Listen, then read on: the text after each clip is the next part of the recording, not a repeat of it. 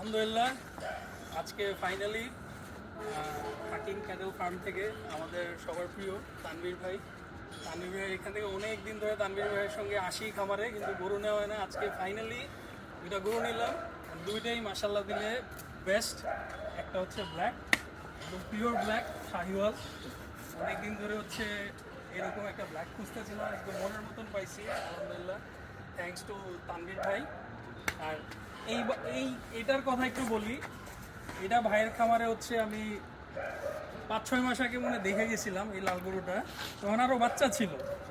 তখন হচ্ছে ভাইকে আমি একটা দাম দিয়ে গেছি, কিন্তু গরুটা নেওয়া হয়নি, তানভীর ভাইয়া অন্য কারোর কাছে বেচে নেয়।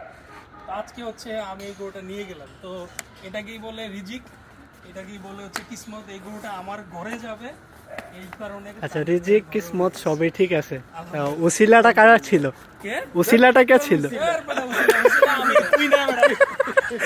আমি আমাতে দুইটা গরু নেওয়া হয়েছে, নাইলে কখনই নেওয়া হইতো না। না, তানভীর ভাই বলেন যে গরু দুইটা যে নিছে এটা কার জন্য নেওয়া হয়েছে?